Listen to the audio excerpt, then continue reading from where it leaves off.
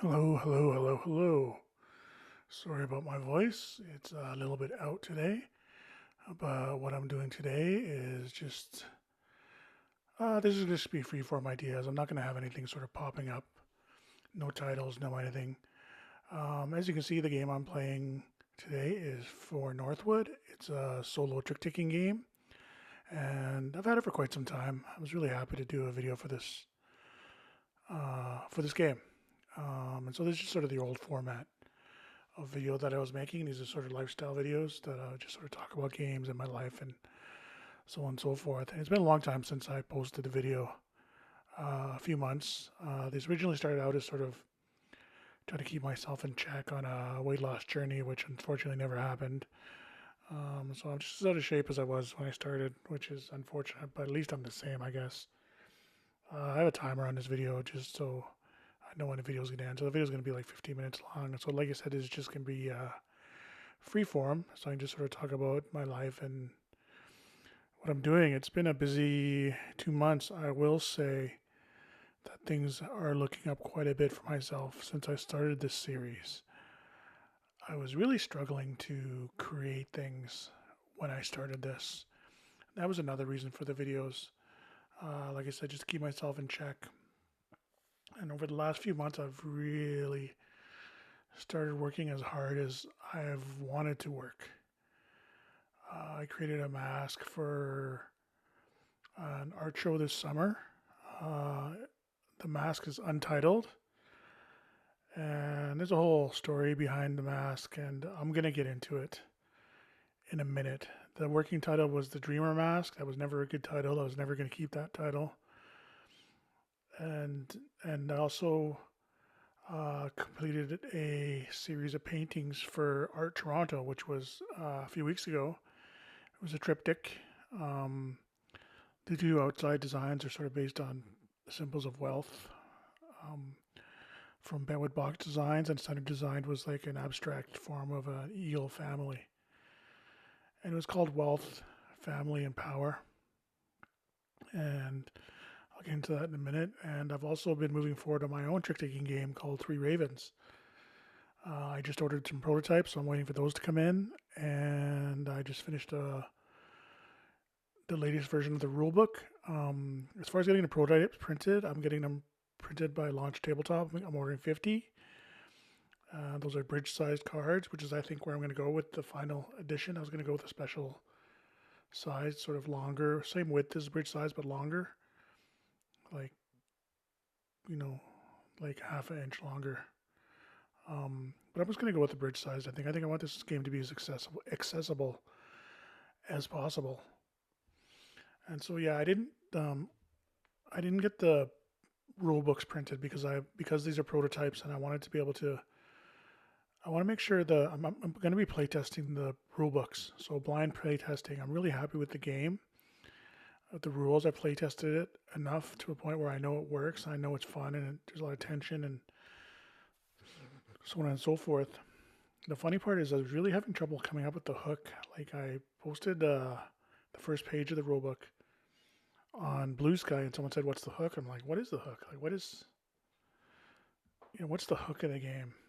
And I was trying to think back to the playthroughs and the games I played, and it's really about the interaction between people.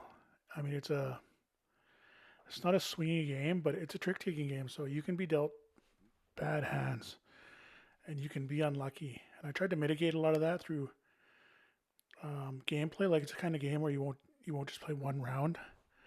So it's better if you play multiple rounds, like say games over an hour or 2 hours, or maybe we're gonna play 10 games and stuff like that. Um, so I try to mitigate that by everybody counting their own rules, and sort of you're never out of it unless someone gets really lucky multiple games in a row, which can happen. But that's that's life. That's any game really. Someone can just get lucky and just win all the time.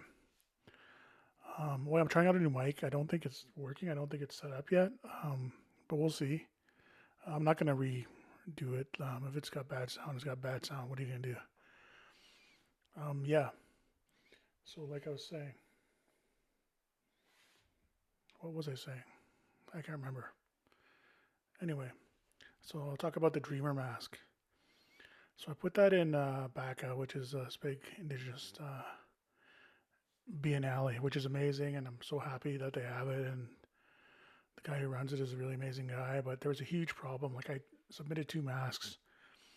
One was called "They Spoke Like an Eagle," "They Squawk Like an Eagle," which is a smaller mask. Um, then I submitted the untitled mask. The reason it was untitled is because I just finished the mask, and honestly, it was still new to me, and I really just hadn't thought of a title yet. And so it wasn't intended to be untitled. So when I asked if I wanted to sell it, I said no. They asked me to value it, so I valued it at 25,000. The other mask was 12, and so they messaged me say, "Oh, they sold the mask. Um, they squawk like an eagle." So I was like, "Cool." So they sent me like half the money for it, and I was super happy. And anyway, so I'm like, "Well, geez, like the gallery, my colleague, they haven't talked to me about the untitled mask. Like, I figured they'd want to do something with it because it's a really nice piece." And so I talked to my contact there, and they're like, "No, we got it. It's here. They squawk like an eagle." I was like, "No, we sold that mask." I was like, "No, we didn't."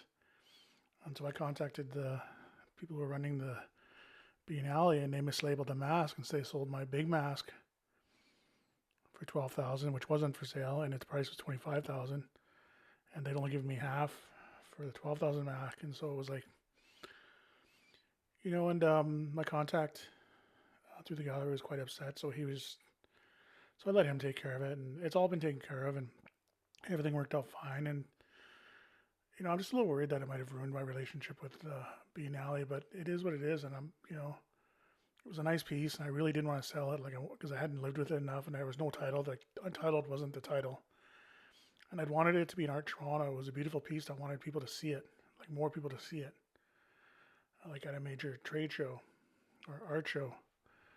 So I'm a little annoyed with that, but I'm an artist. Like, I'm always have ideas. I'm always making things. So I'll make something. A special piece like that doesn't come along every day, though. A lot of the stuff you make is good, but then occasionally you make something that's you know amazing, and that piece was amazing, right? So yeah, so it's what you can do. You just sort of live with it. Um, and if you watch my past videos, you sort of see the work in progress, but I don't have anything finished. Maybe in the future I'll do something. So yeah, and I was talking about wealth, family, and power, and that was really done as sort of a reaction to me living up here in northern BC, and sort of my family has had a lot of problems with our house. So I'm Indigenous, Nishka Haida, and I have a house, the Wilpquagans. That's our house. Then we have a other house above us, and they've been, they really pissed me off. Like we had a stone moving, a settlement feast for my grandmother, and we didn't get to have a funeral for her because of COVID. And this was sort of meant for all of us families to get to come together and sort of, you know, be at peace and move on. And the other house ruined it. They decided to play politics, and I ended up walking away angry, and a lot of people were angry, and it wasn't supposed to be that. It was supposed to be a happy occasion, and I'm never going to forgive those guys for that. And we have a family member who betrayed us and talked against us, and recently came to me and asked me for like $10,000. And first of all, I don't have that kind of money. And second of all, f you, like you humiliated our whole family, and you ruined my grandmother's settlement feast. Like as far as I'm concerned, he's not my cousin anymore. He's not my family anymore. So so that's the end of that.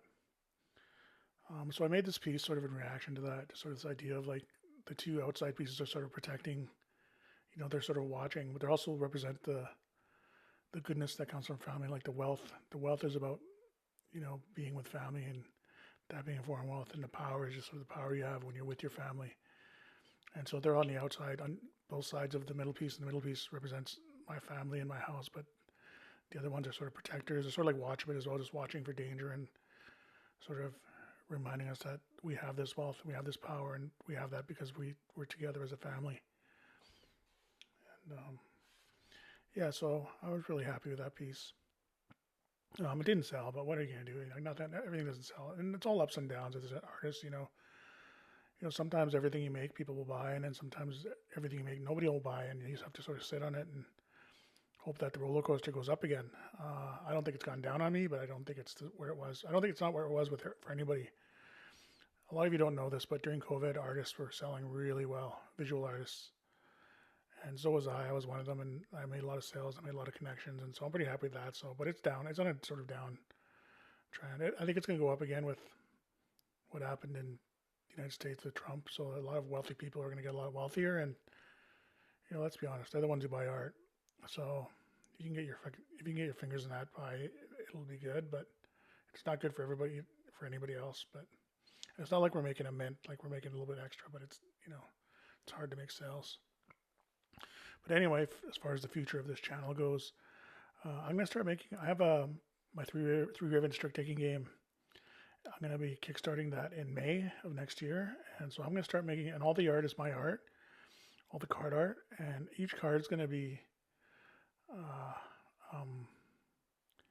Each card is going to be unique. There's going to be a unique piece of art on each one. Some of them will be pieces that, like the Trump suit, the wave suit, already has art. It's all my old art. There's only 2 of those cards that I need to redo. One of them I need to redo. One of them just isn't done yet. And so I'll make original art for those 2 cards. And so like the face cards, those already have art. Those are all the same art. Like the matriarch, the copper, especially the king, the queen, the jack, and then one more sort of thing. That art's already done. I'll color it, but those will all be the same. So all 4 suits. So I guess that won't be quite unique. But as far as the pip cards, right now in the center of the card, there's just like the suit. And so what I'm gonna do is, like, for the 1 cards, they'll just have the suit like they do now. But for the 2 to 9, I'm gonna create original art for the center of those cards. And so all those cards will be unique. And I'll have theming. I think like one of them will be like masks and drums and maybe tools and so on and so forth. And it'll all be based on my culture. And so it's going to be a really awesome deck of cards. It's going to be quite beautiful. It's beautiful now. Like, it's not even finished yet. But I'm really happy with it. And so, like, I'm going to make a bunch of videos based on that. And there won't be long videos. Like, the videos will be like 2.5, 3 minutes long. Then I'll make reels, like 1-minute reels from each one, so on and so forth. And it's just a way for people to get to know the game, but also sort of a way for them to get to know the project, and hopefully it'll build an audience. So when I do launch my Kickstarter, I'll be able to meet my goals. And it's just fun for me, and it's also it's what I do. I'm an artist. I make things, and I try to sell them to make, so I can just keep making things. And so I'm pretty excited about the project. Yeah, and what else? Like I said, my health has taken I'm a bit more healthier than I was, but I'm not anywhere near where I want to be.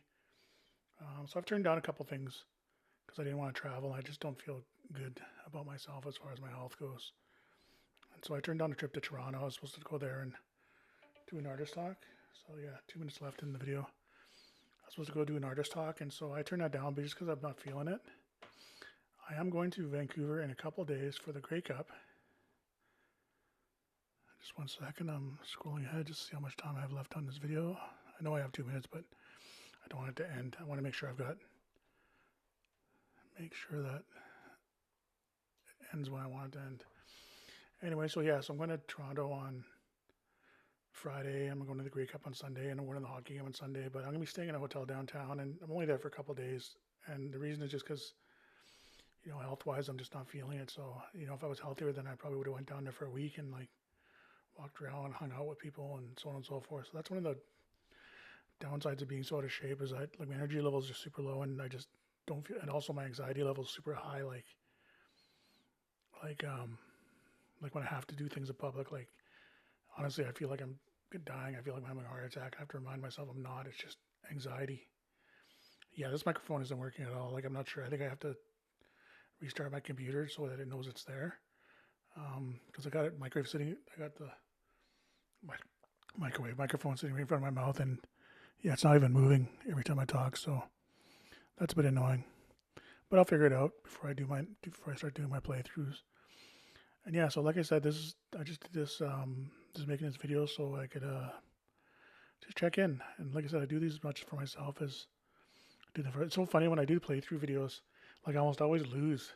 Like, I'll play games and I play them really well and I win them. But then when I do a playthrough, like, I always lose. It's so funny. I don't know. I guess I get nervous. Anyway, this video is coming to an end. I want to thank all you guys for watching. Whoever you are, I hope there's somebody. yeah, thanks for supporting me, and have a great week.